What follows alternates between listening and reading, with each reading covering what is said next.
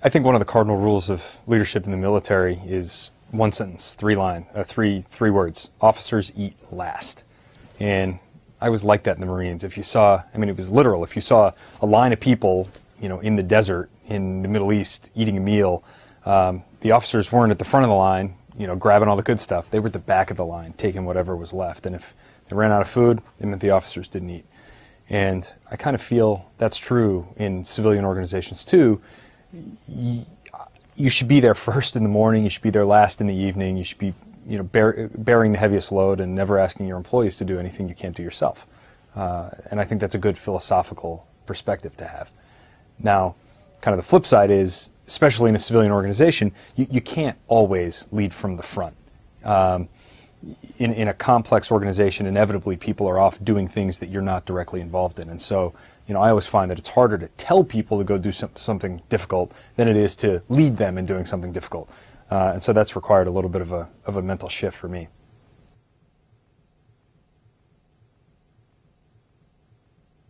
I think organizations in this country tend to be underled. I mean, undermanaged and underled. I see it in my field where people are attracted to the foreign policy world or the national security world because they're attracted to the substance of the work. And so you tend to have a lot of really great analytical thinkers, great writers, great substantive contributors, but you don't necessarily have a large number of people who are running organizations well. And I think if part of your mission is cultivating people and developing people and playing the long game, you need to be able to recruit and retain and inspire people for the long haul, and that requires running organizations well. So I think that we can have a comparative advantage if we can run our organization better than our counterparts.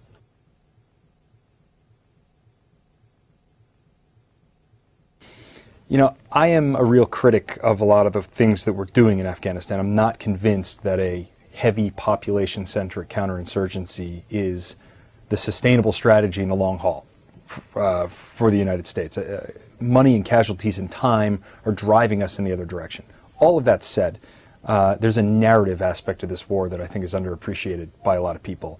In the 1980s, the Americans and the Afghans primarily the Afghans drove the Soviets out of Afghanistan.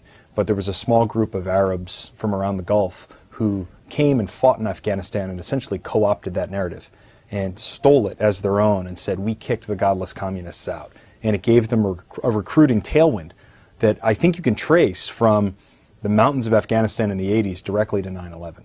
And if we allow that narrative to be co-opted again, I think we end up with another recruiting tailwind that coincides with an era of nuclear proliferation, of advances in biotechnology. I mean, there's a danger to allowing that narrative to be won again.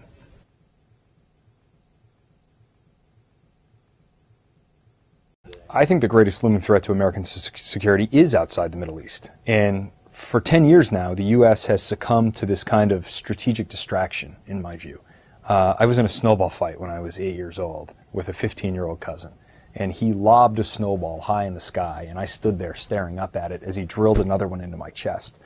And I feel like there's a little bit of that happening right now in the U.S., and there has been for some number of years. We're spending all of this mental attention and all of this popular will and all of this money and all of these lives on something that is arguably not an existential threat to the United States. And while we do that, other powers in other parts of the world are moving quickly on fields where we're not really paying attention. China, India. I mean, we have this system of international norms that the U.S. has undergirded for 60 years. We have safeguarded access, for instance, to the global commons, to free trade at sea, to the air, then to outer space, now to cyberspace. And if we lose our will, or we lose our financial ability, or we lose our moral suasion, and we're no longer undergirding those norms, there's not going to be a vacuum. Someone else is going to step in and do it for us, and I would suggest that whomever steps in is not going to do it in accordance with the same rules that we play by.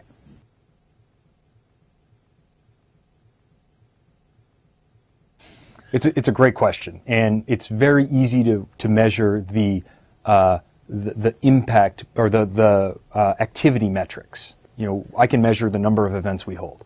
I can measure the number of publications we produce. I can even measure the number of people we put into government jobs. But it's harder to measure whether our ideas are actually taking effect. And so to some extent, it's largely anecdotal. But if you sort of take the holistic view, you get a sense, okay, am I getting phone calls from policymakers who read our stuff and said, hey, this was useful to me, can I speak with an author? Or even, in the case of military officers, can you send an author over to work on my team? And that happens with enough frequency that I know some of our things are biting.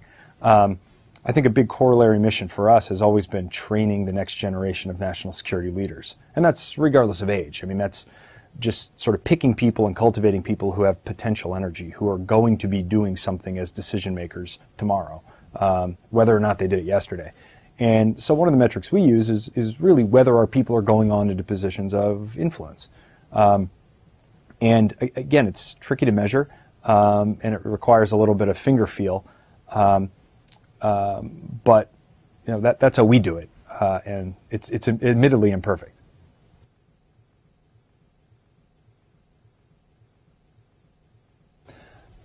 In terms of sort of my own disposition or constitution and that of my business partner, a retired Army colonel named John Noggle, it's easy for us because we came of age in the professionally apolitical culture of the military. And I believe strongly that when you swear that oath as an officer, you're swearing an oath to the Constitution, not to a party, not to a president, not to an administration. And you're obeying the lawful orders of a democratically elected government. So partisanship's not really in my blood. But there's a very valid point of, well, how can you be relevant while remaining nonpartisan? And I would say we try to get to nonpartisan by being bipartisan.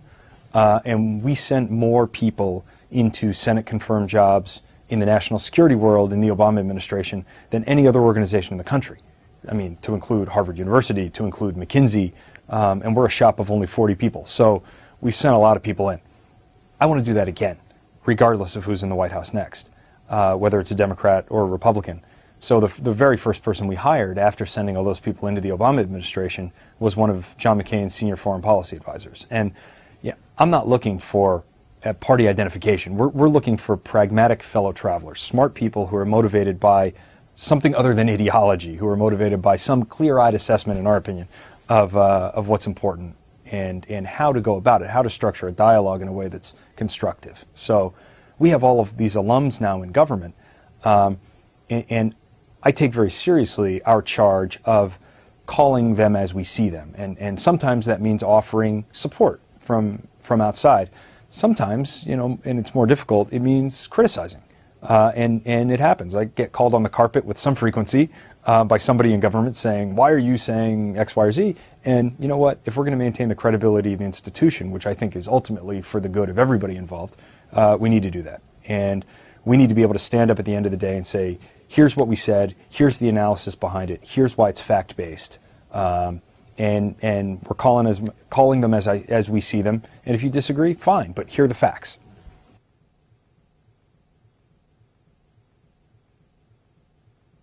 My wife likes to say that it was my 13-year-old alter ego playing my character. But, I think Generation Kill was pretty good. It was good in the sense of it captured the feel pretty well, the intangibles, captured the dialogue very well, as uncomfortable as it was for me to sit in the living room at home and see this play out. But there are a few things you need to keep in mind. I mean, one is that it was told from the perspective of a sergeant on a recon team. And the sergeant's perspective was, my team is the best, the platoon is good, the company's awful, and the battalion is actively trying to kill us. And there's some truth to that in any organization, right? We're all sort of provincial in our view. And I think if you're watching Generation Kill, you got to just recognize that up front. And then also, it is a producer's take on a journalist's take on reality. So it's abstracted out a couple of layers. We don't go through our lives with a nice narrative arc. We don't reach this emotional crescendo every day. So there's a little bit of, it's been modified for Hollywood. But that said, I think it captures some of the visceral aspects of fighting a war pretty well.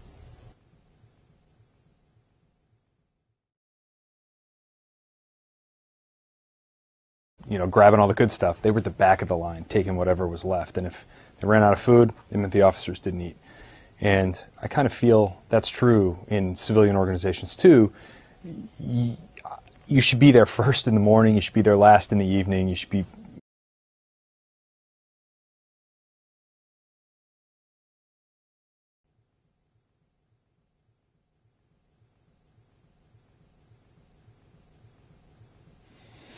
I think one of the cardinal rules of leadership in the military, bearing the heaviest load and never asking your employees to do anything you can't do yourself. And I think that's a good philosophical perspective to have. Now, kind of the flip side is, especially in a civilian organization, you can't always lead from the front.